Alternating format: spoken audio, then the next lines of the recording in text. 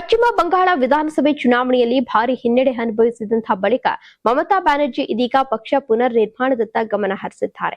ಕೋಲ್ಕತ್ತಾದ ಕಾಳಿಘಾಟ್ ನಿವಾಸದಲ್ಲಿ ಟಿಎಂಸಿ ಅಭ್ಯರ್ಥಿಗಳೊಂದಿಗೆ ಸಭೆ ನಡೆಸಿದ ಅವರು ಪಕ್ಷವನ್ನ ಬಿಟ್ಟು ಹೋಗಲು ಬಯಸುವವರು ಹೋಗಬಹುದು ಎಂದು ಸ್ಪಷ್ಟ ಸಂದೇಶವನ್ನ ರವಾನಿಸಿದ್ದಾರೆ.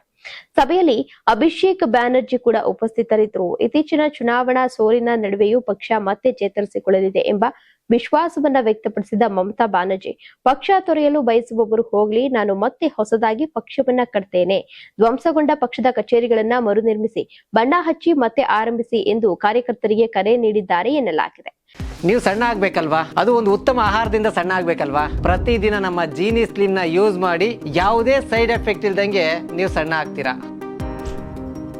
ಚುನಾವಣೋತ್ತರ ಹಿಂಸಾಚಾರದಲ್ಲಿ ಟಿಎಂಸಿ ಕಚೇರಿಗಳ ಮೇಲೆ ದಾಳಿ ನಡೆದಿರುವುದಾಗಿ ಆರೋಪಿಸಿರುವಂತಹ ಮಮತಾ ಬ್ಯಾನರ್ಜಿ, ಬಿಜೆಪಿ ಕಾರ್ಯಕರ್ತರು ಪಕ್ಷದ ಕಚೇರಿಗಳನ್ನ ಗುರಿಯಾಗಿಸಿಕೊಂಡಿದ್ದಾರೆ ಎಂದು ಆರೋಪಿಸಿದ್ದಾರೆ.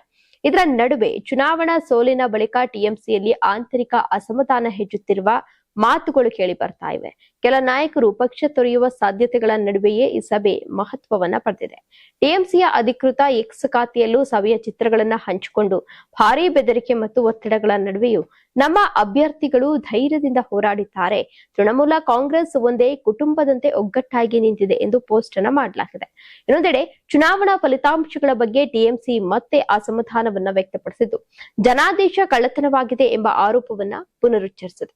2026ರ ಪಶ್ಚಿಮ ಬಂಗಾಳ ವಿಧಾನಸಭಾ ಚುನಾವಣೆಯಲ್ಲಿ ಬಿಜೆಪಿ 294 ಸ್ಥಾನಗಳಲ್ಲಿ 207 ಸ್ಥಾನಗಳನ್ನ ಗೆದ್ದು ಭರ್ಜರಿ ಜಯ ಸಾಧಿಸಿದ್ರೆ ಟಿಎಂಸಿ ಕೇವಲ 80 ಸ್ಥಾನಗಳಿಗೆ ಸೀಮಿತವಾಯಿತು. ಮತ್ತೊಂದು ದೊಡ್ಡ ಆಘಾತವಾಗಿ ಮಮತಾ ಬ್ಯಾನರ್ಜಿ ತಮ್ಮ ಭವಾನಿಪುರ ಕ್ಷೇತ್ರದಲ್ಲೂ ಬಿಜೆಪಿ ನಾಯಕ ಸುವೇಂದು ಅಧಿಕಾರಿ ಎದುರು ಸೋಲು ಅನುಭವಿಸಿದ್ದಾರೆ. ಒಟ್ನಲ್ಲಿ ಸತತ ಪ್ರಾಬಲ್ಯ ಕಾಪಾಡಿಕೊಂಡಿದ್ದಂತಹ ಟಿಎಂಸಿಗೆ ಈ ಸೋಲು ದೊಡ್ಡ ರಾಜಕೀಯ ಹೊಡೆತವಾಗಿ ಪರಿಣಮಿಸಿದ್ದು, ಇದೀಗ ಮಮತಾ ಬ್ಯಾನರ್ಜಿ ಪಕ್ಷವನ್ನ ಮತ್ತೆ ಎತ್ತಿ ಹಿಡಿಯಲು ಯಾವ ತಂತ್ರವನ್ನ ಅನುಸರಿಸುತ್ತಾರೆ ಎಂಬುದರತ್ತ ದೇಶದ ರಾಜಕೀಯ ವಲಯದ ಗಮನ ನೆಟ್ಟಿದೆ.